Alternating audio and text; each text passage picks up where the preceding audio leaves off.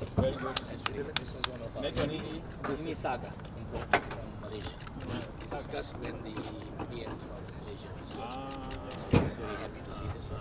Most BCKD. Very good. Bring the Very good. CKD. This does 480 kilometers. Here to Mombasa on one charge. On one charge. One charge. Very good. In fact, here to Homa Bay, charge. Very good. And which means How many kilometers? 744, Very good. which was an equivalent to 60 kilometers per liter, which using fuel. If you are using fuel, how much would that cost? 2,000 shillings. No, If you were using fuel. Oh, if you're using fuel, about 17,000. 20,000. Brought down to 3. Yes. Okay, very good.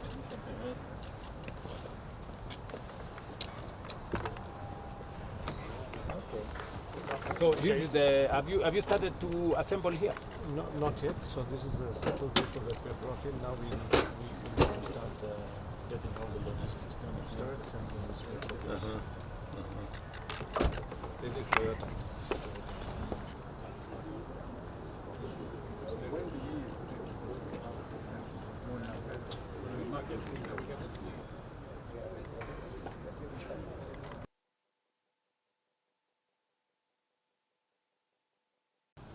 Under the National Automotive Policy component, the eligible expenditure items will be financed through an appropriate finance framework to ensure efficient fund utilization by the beneficiaries, which is the private sector.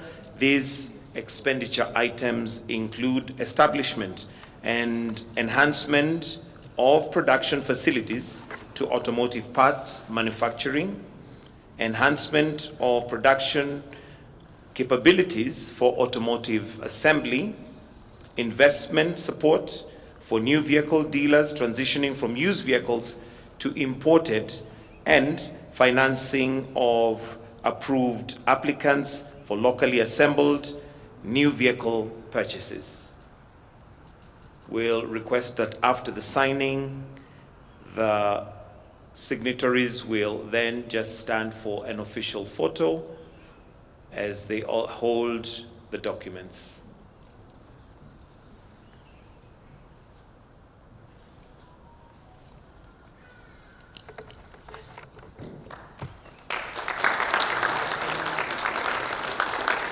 A louder clap than that. I think it's worth a good clap.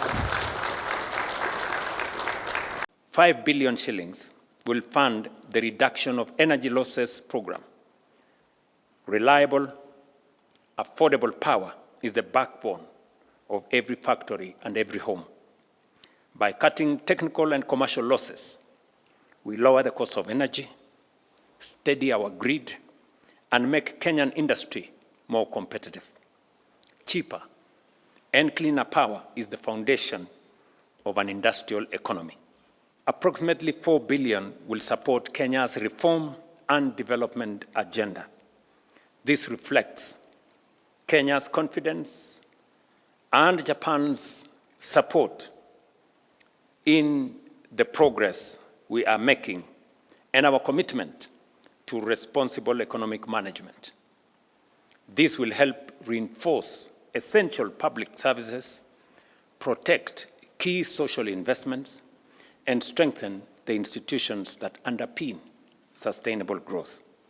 Together, these three priorities carry a single message: Japan's trust in Kenya's direction and Kenya's commitment to manage every cent with discipline, transparency, and accountability. Today, Kenya and Japan open a new chapter in a friendship built over the decades as we strengthen our strategic partnership through new commitments in financing, investment, and development cooperation, reflected in the agreement that has just been signed here this afternoon.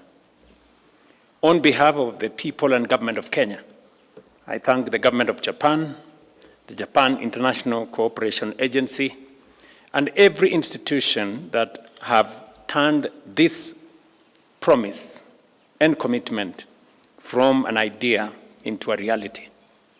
Special mention goes to NEXI, who have supported us and mobilized these resources with friends from banks in Japan for us to access these resources, as Japan holds a special place in Kenya's development story. From the Mombasa Port Development Project to the Olkaria geothermal program, Japan's partnership has been deep, patient, and transformative. As it has always carried a distinct quality, Japan does not merely build projects. It builds people as well. Through technical cooperation, training, and technology transfer, Japan has strengthened thousands of Kenyan professionals and the institutions they serve. That is the difference between a transaction and a partnership. And that is the partnership Kenya seeks with all our friends everywhere in the world. For too long, Africa has imported what it could build and exported the jobs that come with it. We are changing that. We will not simply import finished vehicles. We will assemble them here and progressively manufacture them here in Kenya by Kenyan workers. This is value addition in its truest form. Every vehicle assembled on Kenyan soil creates Kenyan jobs, builds Kenyan talent, skills, and expertise, and keeps Kenyan value at home. It deepens our manufacturing base, reduces our dependence on imports, and moves us towards a competitive, export-ready automotive sector. Let me illustrate why this matters with an example close here at home. During my recent visit to South Africa earlier this month, we explored ways of boosting trade between our two nations. C.S. Lee was there with me and all the other good people. South Africa sells Kenya close to Kenya shillings 65 billion worth of goods each year, while we sell them barely 6 billion in return. For every single shilling of goods we export to South Africa, we buy 10 shillings for every 1 shilling. But consider what makes up that gap. We send them what we grow: our coffee, our tea, our flowers, our edible oils. And by the way, one of the issues we had to resolve when I was in South Africa was the tariffs that had already been imposed on our agricultural products, including tea and coffee. And I'm very proud that we managed to resolve that issue. And now we can go back to accessing our South African market without the tariffs. Again, that was not a visit in vain. Just for the record. This is precisely why, for them, they send us what they built: motor vehicles, machinery, iron and steel, and finished chemicals. This is precisely why investment in local vehicle assembly matters. When we assemble vehicles here in Kenya and progressively enhance our local content, and finally produce them here in Kenya, we keep the value here at home, and we begin to balance a trade account with our partners around the world that has forever been against us. That is how we close the trade gap, not by buying less, but by building more and adding value of what we produce here in Kenya. That is how an economy becomes competitive. And that is the difference between a nation that merely consumes and a nation that produces. Let me place this partnership between Kenya and Japan in proper context. Through mutually beneficial cooperation. We are diversifying our sources of finance, choosing cost-effective resources, and standing with the nations that engage us as equals. Japan brings capital, technology, and decades of industrial excellence. Kenya brings a young and capable workforce, a growing market, political stability, and a gateway to the wider market in the region. Both nations invest. Both nations benefit. That is the model Kenya and Africa has long deserved, and the model Kenya will continue to champion. To our partners from Japan, I make this commitment: every shilling will be invested efficiently, transparently, and for the tangible benefits of the people of Kenya. We will work hand in hand with all implementing agencies, including industry players who are here, to deliver on time and in full.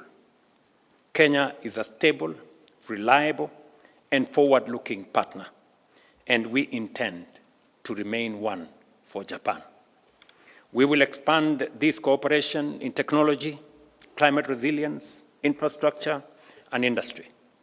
And we will measure its success not by commitments we announce today, but by the opportunities we create, the jobs we generate, and the improvements we deliver in the lives of the people. That is my commitment. That is the commitment of the government of Kenya to our friends from Japan, and above all, to the people of Kenya. We need to do more with our labor. We need to do more with our value. We need to add value to what we use, what we consume. And that is why this meeting, as has been said, is a very significant meeting. It has not only opened new partnership with our friends in Japan, but it has also is historic because this is the very first time the government of Kenya is accessing the Japanese market with a samurai bond. It has never happened before. Not more than 2 countries in Africa have traveled this journey. And it speaks to our strategy to diversify our sources of funding for the big program we have for the transformation of our nation. For us to move this country to a first world country, which we must in our generation, we have to think outside the box. Traditional sources of financing cannot suffice for us to move this country to the next level. That is why we are combining domestic mobilization of resources with alternative sources of foreign financing and diversification to eliminate risk to our economy. That is a strategy that I committed myself to achieve, and we are making tremendous progress in that direction. With the signing of this Samurai facility today, we have opened a new chapter of financing from the Japanese market in a very significant way. The Kenya shillings 22.1 billion mobilized through this partnership will help advance 3 national priorities. First, 13.1 billion will drive our national automotive policy. This is the centerpiece of today's agreement and of our industrial ambition. The details have been laid out ably by CS Lee Kinyanjui on what we intend to do with our automotive industry. Key among those will be to enhance our manufacturing capacity, to build our human capital capacity in terms of training and technology transfer, and to support industry players And I'm happy that many industry players, manufacturers of different types of automobiles are here. And it is a conversation that we started when I visited our various manufacturers in Kenya. And today I am very happy that my journey to TICAD in 2024 and my subsequent visit to Japan, where this agreement was signed, today, finally, I have been vindicated that it was not a journey in tourism, it was not a journey to explore places, it was a journey in the best interest of the country. I know often many people question why heads of state like myself travel. As the chief promoter of this country, it is part and parcel of my responsibility and duty to present not just the image of the country, but to also to negotiate priority issues that are of importance to both the people, the government, and the partnership that we have built with others across the world. Your Excellency, this journey began a while back, to be exact around 2024, but today it has culminated in the signing of the two documents that we have just signed here. And one is that we are signing the loan financing agreement and also the MOU on how to monitor the implementation of this project, which I think is very, very critical in ensuring value for money. So just two things. Number one is this agreement is coming with about 3 components. Apart from the one that is directed towards the private sector on automobile, we also have the component of the energy component that has been spoken to.